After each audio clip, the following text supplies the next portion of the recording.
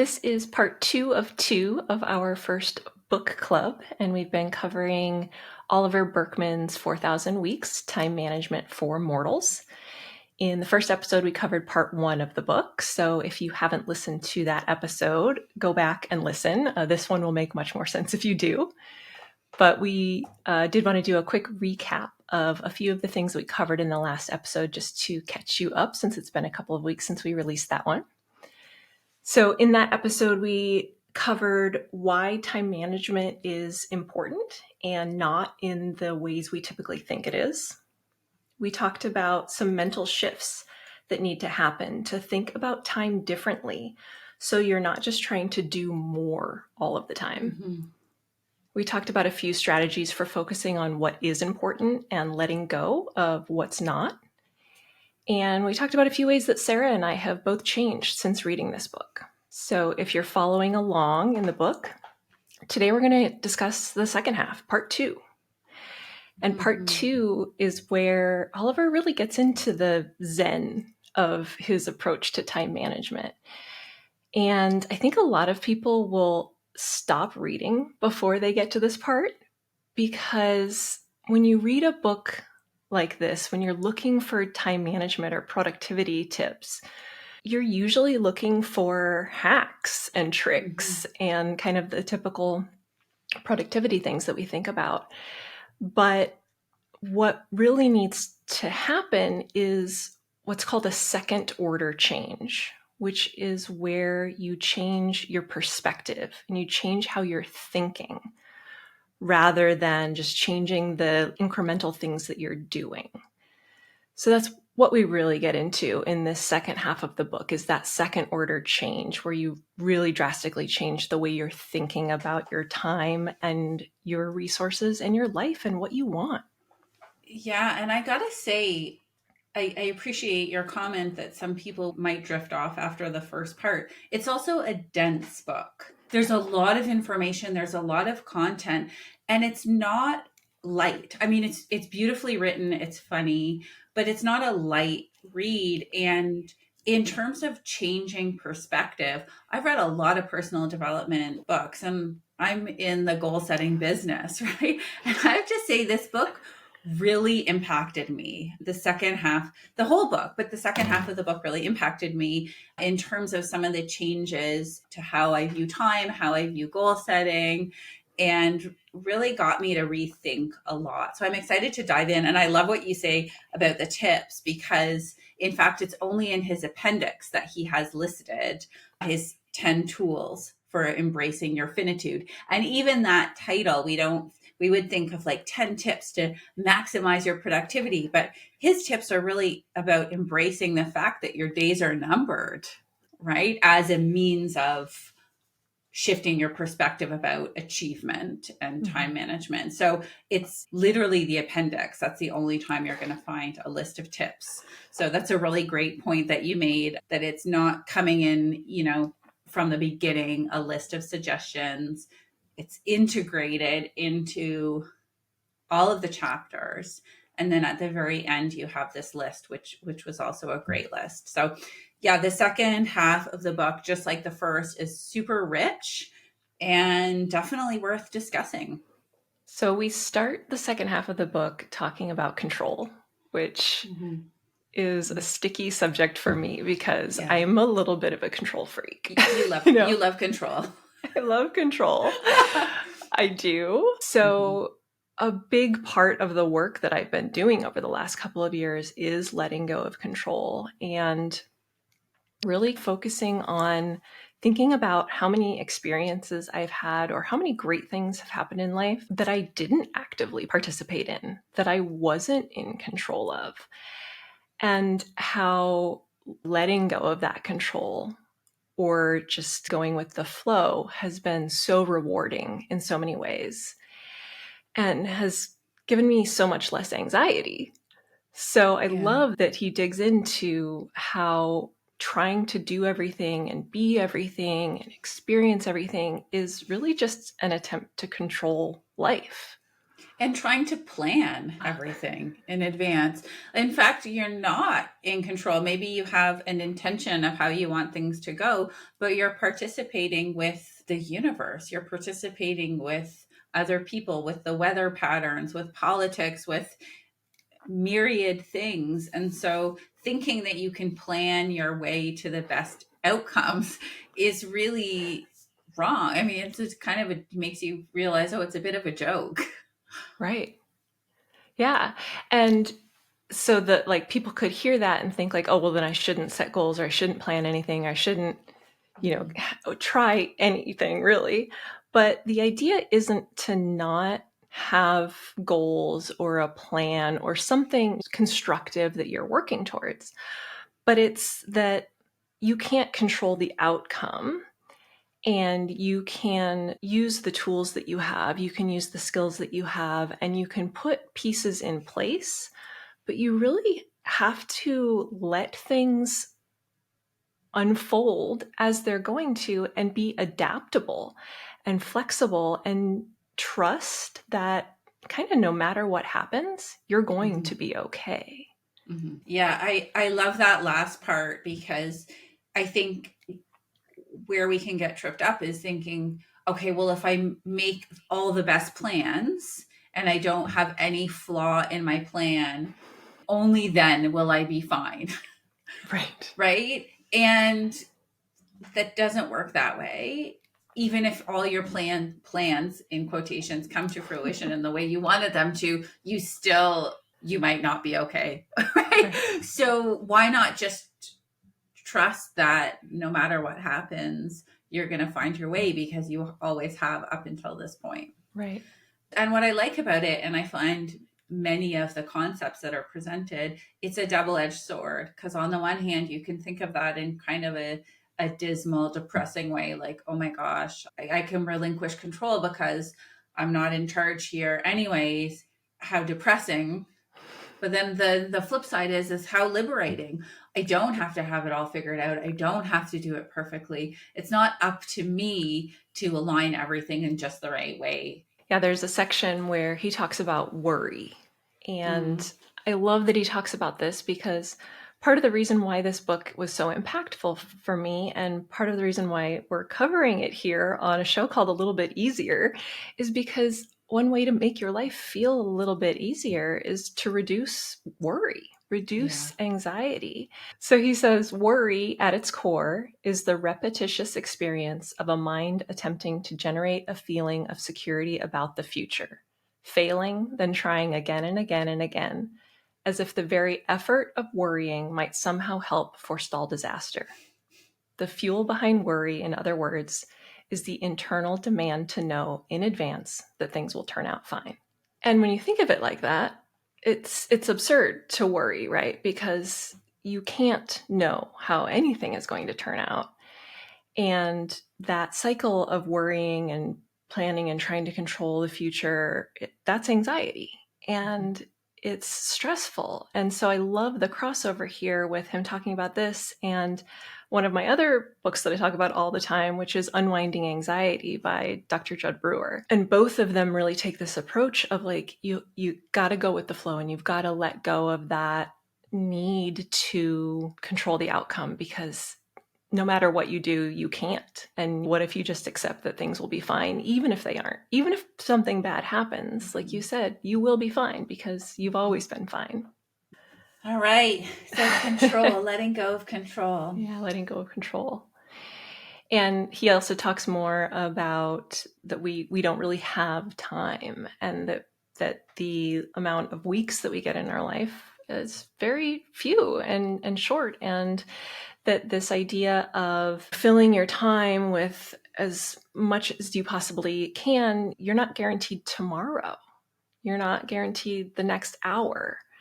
So even if you do control every minute of your life, you don't have any control over how much of it you get.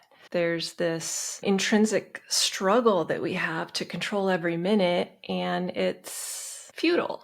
And so he says, because it's futile, you have permission to stop. So that's really about the embracing the finitude, right? And one element or one technique that he talked about for embracing the finitude is remembering that this might be the last time for anything. So building on what you were saying around, we don't know when the end is. We don't know when we're going to run out of time. So why not treat every moment with reverence? And I just thought it was such a beautiful section of the book because he talks about this after discussing a baby, right? And sort of the experiences of having a newborn and all of the anxieties that many parents have in making the right choices and seeing how quickly your newborn and your child develops. It's like a slap in the face about the passage of time. So that was a moving section for me. And then he says, but this is about everything in life. You don't know when the last time is that you'll pick up your child. You don't know when the last time is that you're going to go swimming in the ocean. You don't know when the last time is that you're going to visit your childhood home.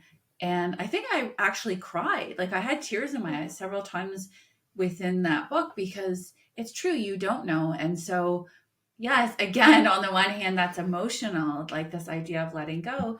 And then on the other hand, it's a reminder to appreciate if you did know this was the last time you were going to be swimming in the ocean, well, how much more attuned would you be to the feeling of the water? How much more would you marvel just at how incredible it is, right? How incredible so many of these moments are. So to me, that was one of the biggest things was about enjoying our presence, really enjoying, really marveling and reveling in all of our daily experiences.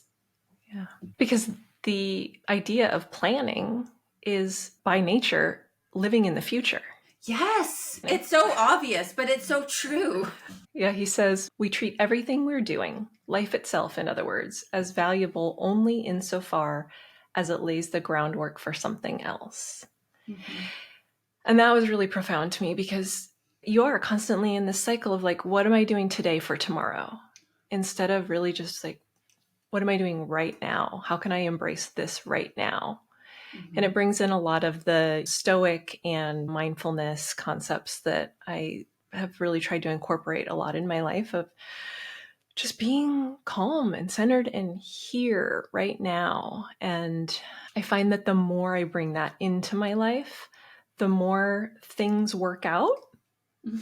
Why do you think that is? Speak more about like things working out for you when you're in that kind of space. In my experience, a sense of calm and a kind of confidence that everything is okay attracts positive outcomes. And I don't mean that in like a secret way, like that whole movement. I just mean when you're calm and you're present and you're interacting with people in a way that makes them feel calm and present and confident, you're building more rapport, you're building trust, you're building community, you're kind of building all these connections that result in a positive flow of everything, information, energy, resources, money. So not always being anxious and on the go and going to the next thing, you're generating more of an energy that attracts things to you because you're not leaving.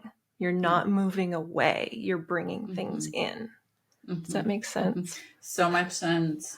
You're there to receive. You're both giving and receiving in that moment. And something around that presence that I was thinking about, I think that there's so many sections of the book. So listeners, if it sounds like Pam and I are all over the place with this, it's because there's so many different sections and themes that I'm obsessed with like categorizing and putting things into buckets. But with this book, there's like so many parts, you just have to read it. Yeah. But I think this section is where he says, you are here. Mm-hmm. And again, a familiar principle, but the way it was spoken of, and it's just building on what you were saying about when we're just planning for the future, we're not actually here in the moment as it's unfolding. And I was reflecting on when I journal at the very end of the day, the prompt is 3 things that you're grateful for, or 3 things that went well today, 3 highlights of your day. That's it, 3 highlights. And almost always my highlights are these moments that might seem mundane.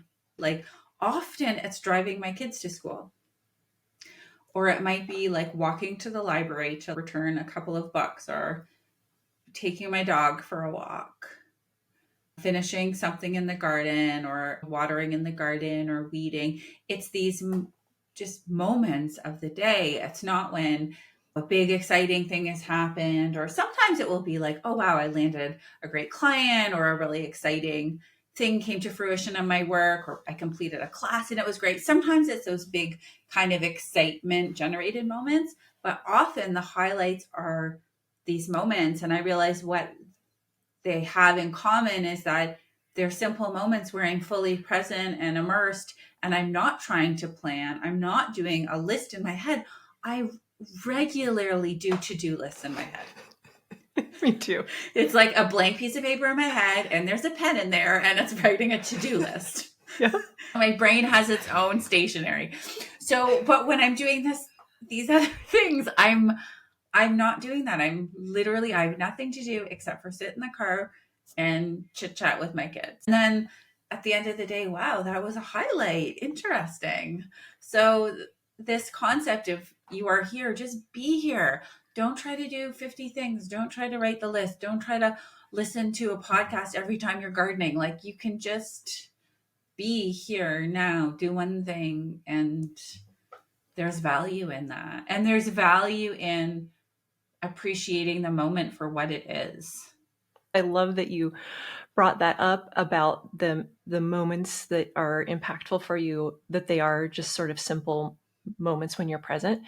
Because I think when we start talking about being mindful and being present, that brings its own stress and anxiety. Okay. Like, I got to do it. I got to do it right. Right. I have to meditate right. I have to journal right. I have to be present correctly. Mm-hmm. And I hear that from people all the time when I talk about journaling. They're like, well, I've tried and it felt like I wasn't writing the right thing or whatever. And so I really want to drive home that you shouldn't stress out about being present, that it is just moments, right? You are going to spend your day making to-do lists in your head and getting things done. Like, that's just life. But you can work on making space for those moments where you're just focused on your kids or a conversation with your partner. Like, you start to build in space in your day for those moments and build the capacity to be present in those moments. Because I think that is the issue, is that there are these moments where you want to be present, but you are pulled in 15 different directions because notifications are going off on your phone and you haven't responded to that email yet, and you've still got 5 things on your to-do list, and there's all this noise in your head. Mm-hmm. So it's about starting small with these little moments and building kind of resiliency with presence to be able to stay focused for 5 minutes, for 30 seconds, like whatever you can fit in. So like, don't feel overwhelmed that all of a sudden overnight you have to be the most present person in the world. Yeah.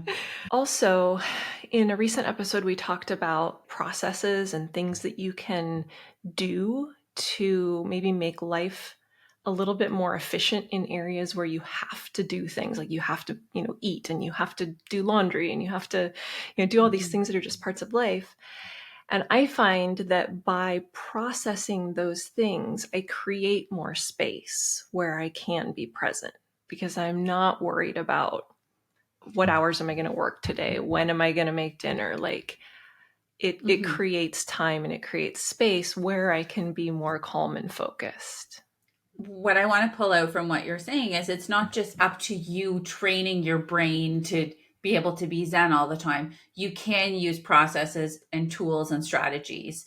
So there's different methods to do it. And some, like, we can sometimes use technology to our advantage, as you said, or there's different techniques, like only work on so many projects at a time, or whatever it is. It's like knowing, okay, I've got to support myself. If I want this, if I want to practice becoming more present for certain amounts of the day, certain times of the day. What can I do to help myself? Because left to its own device, my brain is just going to run amok. Right. It's not like I need help. We all need help. Yeah, really make space in your time, in your day, to be present rather than trying to fit presence in as another thing that you have to do. Yes, totally. And then the noticing piece. That's why I wanted to make the comment about my journal. If it weren't for that regular exercise of writing in my journal, which again is literally the world's easiest journal, I think, the 5-minute journal. If it weren't for that, I might not notice that, wow, these are a highlight. This is a highlight of my day. This seemingly banal moment was actually a highlight. So again, another plug for some kind of journaling or record keeping so that you can notice what moments of the day felt good. Yeah. And then notice for yourself, are those times, were you engaged with a lot of people and in flow in that way, or were you just present on your own? There's no right or wrong. It's just noticing what feels good for you. And talking about what feels good, he also talks Mm-hmm. about the right to be lazy. Yes, I love that. This idea that now self-care is another thing on your to-do list, right? We've taken leisure time and turned it into more productivity and another thing that you have to do. Mm-hmm. And I love that he just talks about this right to be lazy, because I have this urge still that if I'm like taking a nap in the middle of the day, like maybe I'm really tired and I need a nap, and CK walks into the room, I will immediately wake up and pretend that I'm not napping. Right? Like, Yeah. why? I'm an adult Yeah. who makes my own Yeah, decisions. he doesn't care. Yeah. He doesn't care. He takes a nap every day. But there's this part of your brain that's like, oh, no, I have to be doing something. Like if I'm relaxing on the couch, I should be reading a book. It's like, you really do have to learn to be still more and give yourself that permission to not have to always be reading a self-help book or improving yourself in some way. It's okay to just take some time off and sit in the sun, enjoy, your garden, whatever it is. Not only is that okay, it's necessary.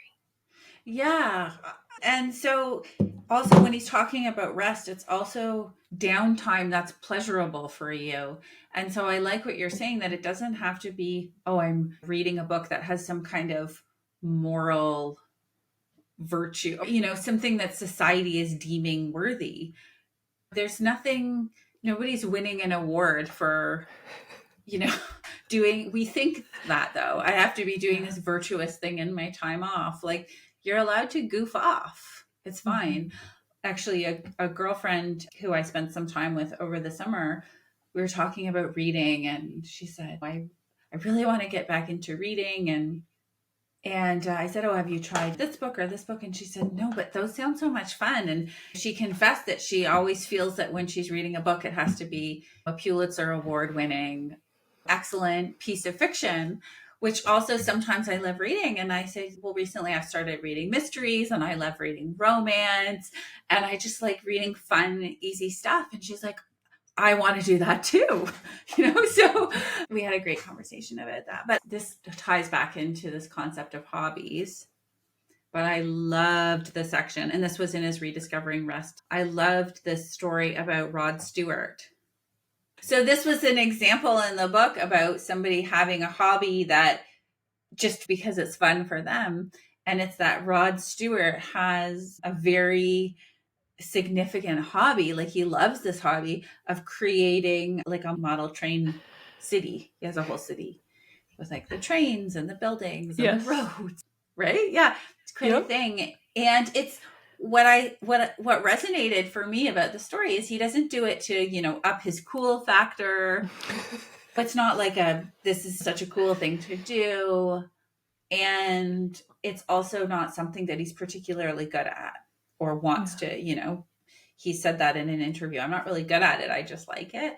And it's not something that he's monetizing.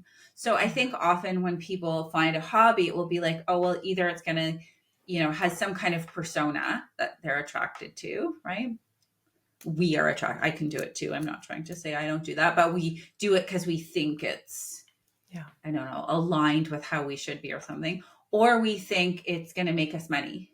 We, oh my God, it's going to be a side hustle, or it's going to somehow make us cool, versus just like Right. a hobby that might be considered nerdy that we might not be good at. And that's a great thing to do. So that, I love that example. Yeah, that was a great example. He also talks about just not doing anything, Mm. like not being distracted by looking at something on your phone, not watching TV, like taking downtime where you're literally not doing anything, and how important that is, because that's the time when anxiety goes crazy. Mm-hmm. Because as soon as you don't have all the distraction and as soon as you're not producing anything, that's when all the thoughts come in of all the things that you're not doing and not achieving and and that voice that comes into your head and tells you how you're not good enough. And we have this fear of not being busy and distracted because of that anxiety, because it's so powerful and because we really don't want to face what the voice is telling us. And that's the power of meditation or a mindfulness practice where you do spend time in quiet reflection, because you have to hear what that voice is saying in order to neutralize it or to investigate if there is anything real there that you need to look into. But if you're constantly avoiding the anxiety, it's always there. It's always just waiting for you to stop producing and stop moving, and it will show up. But if you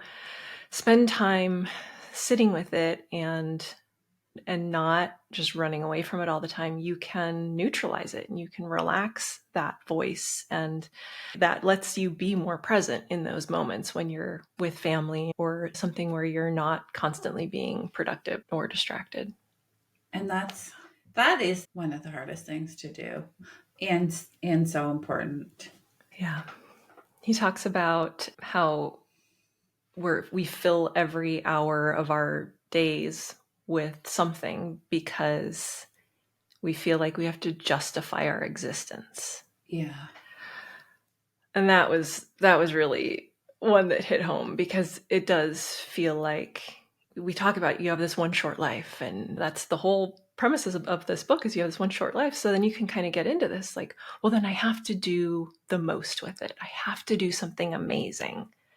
I have to leave a Yeah. legacy. You're so right. It's like the common thinking is I have this one short life, so I've got to do as much as I can. Whereas he's really flipping it on its head and saying, you've got this one short life, do less. Yeah. Yeah. Don't think you can do it all. Right. I thought the concept of the legacy was interesting, and it ties into one of the other sections that I bookmarked, which was the cosmic insignificance therapy, Mm-hmm. which is really the feeling that we have when we're out in the country away from light pollution. And it's a clear night, and you look up at the sky and it's filled with stars, and it's so amazing to see. And we realize, oh my gosh, I'm just a little speck in the universe. And that can really, for me and many people, just calm the nervous system. Like, oh my gosh, my problems are really surmountable and they're minuscule, and they're insignificant, right? And again, not in a way that, I mean, it could be. For me, typically, though, it's not in a way that I feel depressed. It's more in a way that I feel a sense of relief, like, oh wow, I'm so small. The world is so much bigger. And he talks about how as humans we think that we're the central character of the world's story, and that's for our own survival, right? That's for the human species to survive. But it's not true. We're not. We are to ourselves. That's it. Yeah. The rest of the world is so much bigger. What that does for me is it makes me realize how much doesn't matter, right? Like the email that I was stressed out about sending, or the whatever, like the day-to-day stuff that when you're focused on it feels like it is so important. Mm-hmm. When you step back and you do think about how you're just this tiny speck of dust and that in a month you're not even going to remember what happened today, it really is freeing to me because I can kind of just go, oh, yeah, I don't care. Yeah. Like I'm still going to do all the things, but I'm not going to stress out about them. I'm not going to worry about things that I can't control. I'm not going to freak out that I said I was going to learn to play the piano and then I did it for a month and I quit. All of that stuff that people get like, oh, I wanted to do this and I haven't done it yet. Or Yeah, like literally lose sleep over it and feel guilty. yeah, like none of it matters. Yeah. All that matters is being happy and being here and enjoying you and your people and Mm-hmm. your time. Mm-hmm. Really. You know, he talks about it during the cosmic insignificance therapy section. He talks about how briefly humans have been alive. So again, he uses this device of time and reframing time in a way that it can feel arresting to us. So he says that the Egyptian pharaohs, when we think of them, we think this era was like so impossibly long ago. Well, it was actually only 35 lifetimes ago. Or Jesus was born 25 lifetimes ago. Like 25 is a small number, Yeah. right? So he says, in fact, you'd only need 60 lifetimes to span all of civilization. Yeah. Tiny. It's tiny. Yeah. It's tiny. So again, he says, you know, this realizing this, remembering this can feel like putting down an impossible burden that we didn't even know that we were carrying. Mm-hmm. Right? You don't have to save everything, solve everything, do everything right in this very short moment that you have here. He does talk about resilience and Mm-hmm. sticking with things. When we talk about things maybe not meaning anything and this idea that nothing really matters because we are just a little blip in the universe, then you can kind of start to feel like, oh, well, then I can just do anything and nothing matters and I can not focus on anything. But he really talks about building endurance and being comfortable in discomfort, and that if something's meaningful to you, it's going to be uncomfortable to say no to other things that keep trying to get on your to-do list and to really carve out the time that you want to focus on this thing. But we need to build that resilience and that ability to focus on what is actually meaningful and stay in that discomfort of not knowing what you're doing and not knowing what the end result is going to be, and just saying, I want to do this thing because I want to do this thing. This makes me happy. I want to spend time on this today. And you're going to figure out the next step. You're going to learn something. The process of just doing it is the Yeah. reward. And I think it's so easy for us now, because of all the distraction and because of all the things that we have going on in our lives, to have that thing that you want to accomplish. And it feels too big and it feels like you don't even know where to start. And so it's really uncomfortable to work on it, so you avoid it.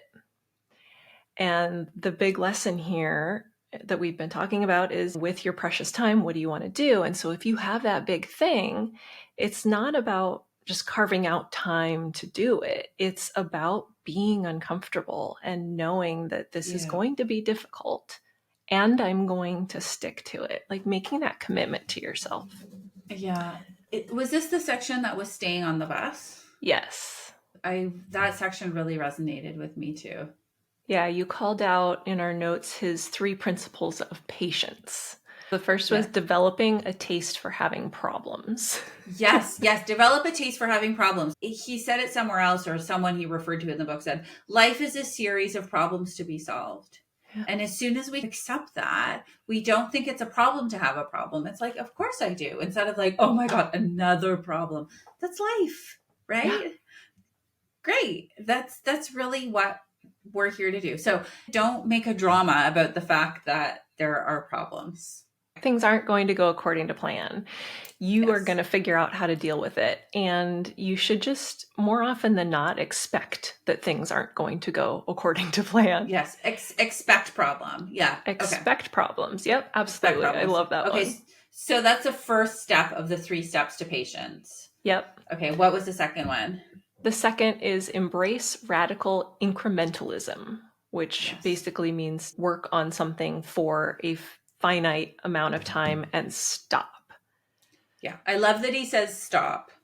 Yeah, Mm-hmm. don't let it balloon into this thing where you're like, oh, I have to work on this for 5 hours every day. That's too much. It's overwhelming. It's going to burn you out. It's just going to cause more problems than it creates solutions. So if you commit to, I'm going to do this for 10 minutes Mm-hmm. and stop, then you are more likely to stick with it because you're going to come back the next day not exhausted. You're going to come back fueled to continue on.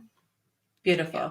So expect problems, be really committed to working on it every day for a finite amount of time. And The third, third is stay on the bus. It says stay creative on the solutions bus. only begin once you've had the patience to sit through the earlier stages. Yeah.